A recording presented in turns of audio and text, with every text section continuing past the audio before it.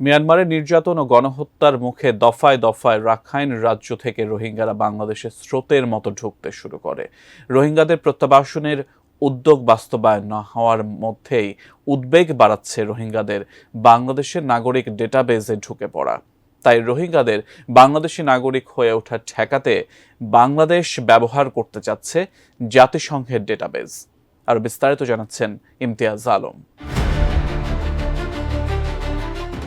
2017 সালের 12 অক্টোবর বগুড়া আঞ্চলিক পাসপোর্ট অফিসে 3 জনের পাসপোর্টের ফরম জমা দিতে আসেন হাজেরা বিবি। জিজ্ঞাসায় অসঙ্গতি থাকায় বের হয়ে আসে তারা চট্টগ্রামের ট্রেনখালী রোহিঙ্গা ক্যাম্পের বাসিন্দা।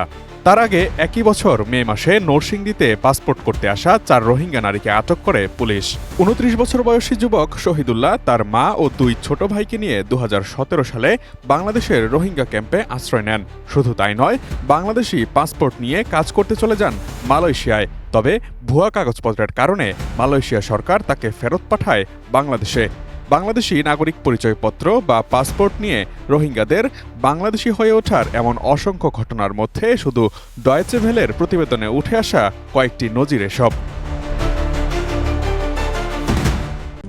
RICL TMX, যুগের পর যুগ স্থাপনা থাকে মজবুত। 2018 সালে তৎকালীন প্রবাসী কল্যাণমন্ত্রী নুরুল ইসলাম সংবাদ মাধ্যমকে জানান, প্রায় 2.5 লাখ রোহিঙ্গা অবৈধ প্রক্রিয়ায় বাংলাদেশি পাসপোর্ট সংগ্রহ করে বিদেশে পাড়ি জমিয়েছেন। সৌদি আরব সহ মধ্যপ্রাচ্যের বহু দেশে বহু রোহিঙ্গা বাংলাদেশি পাসপোর্ট নিয়ে অবস্থান করার ঘটনা উঠে এসেছে একাধিক গণমাধ্যমের রিপোর্টে। বর্তমানে জাতীয় নির্বাচনকে সামনে রেখে রোহিঙ্গাদের নিয়ে বিপাকে রয়েছে নির্বাচন কমিশন। কারণ মাঝে মধ্যেই দেশের বিভিন্ন এলাকা থেকে তারা ভোটার হওয়ার চেষ্টা করছেন। তাই তাদের সহজে শনাক্ত করতে জাতিসংঘের হাতে থাকা রোহিঙ্গাদের বায়োমেট্রিক সহ ডেটাবেস বা তথ্যভাণ্ডার ব্যবহার করতে চায় ইসি। জাতিসংঘের ডেটাবেসটি তৈরি করেছে UNHCR।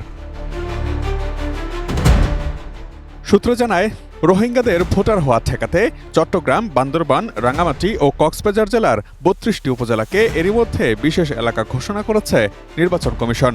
এসব এলাকার জন্য গঠন করা হয়েছে বিশেষ কমিটিও।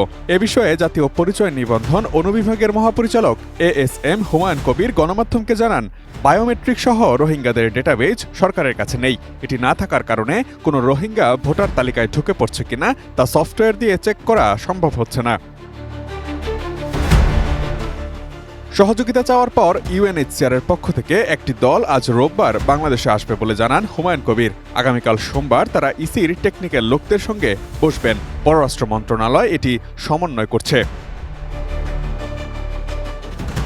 প্রসঙ্গত, মিয়ানমারে জাতিগত সহিংসতায় আক্রান্ত হয়ে পালিয়ে আসা রোহিঙ্গাদের পরিচয় নিশ্চিত হওয়া সহ বিভিন্ন বিষয়ে আলোচনার এক পর্যায়ে 2019 সালে 2 দফায় প্রত্যাবাসনের উদ্যোগ নেওয়া হয়। কিন্তু মিয়ানমার সরকারের প্রতি আস্থা রাখতে পারেনি রোহিঙ্গারা।